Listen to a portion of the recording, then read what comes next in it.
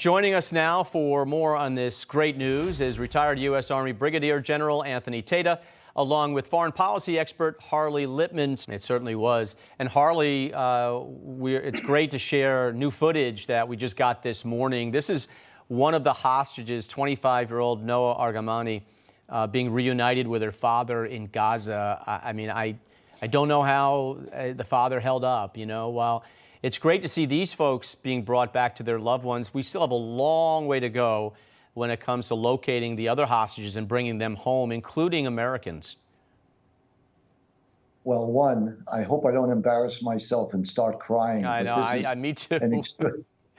It's such a wonderful, it's a statement of life, of hope. It's such a wonderful thing. And I want to start out and thank you and your network for constantly putting attention to the hostages and the crisis here. This has been going on for almost 8 months. And candidly, most of the networks seem to be forgetting about the hostages. And these are innocent people that were pulled from their beds early in the morning. I was the Grand Marshal of the Israel Day Parade, and it was all about the hostages. We flew in hundreds of them. Of the 4 that were released, 2 of them had their relatives in my home this last weekend as we were trying to give emotional support to the hostages, as well as make the world aware that they're being held there, and to put pressure on Hamas. They're the ones that are holding them hostages, not Israel.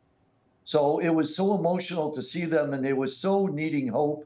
It just makes me so happy that we have some good news coming out of this. And it really shows the importance of Israel staying in Gaza, because were they not to go into these areas, were they to follow the recommendations of this administration, very likely they may not have been able to get these hostages back.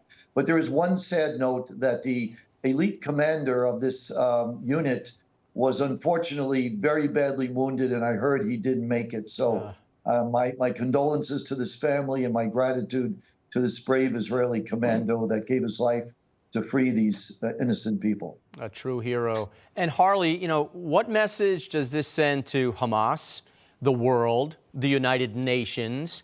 And is there still reason to believe that both sides or either side wants a ceasefire? Well, Hamas doesn't want a ceasefire unless it completely ends the conflict. That's the issue. But the problem with that is it gives a win to Hamas. They will have won. Right. They have 4 battalions in Rafah.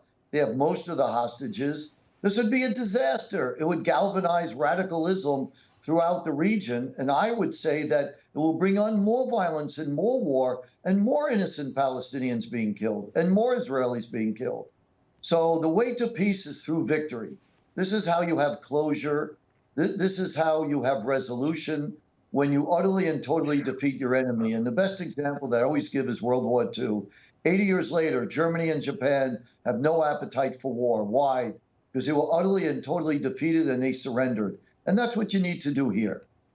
General Anthony Tata, Harley Lippman. Guys, I appreciate you coming on. Thank you.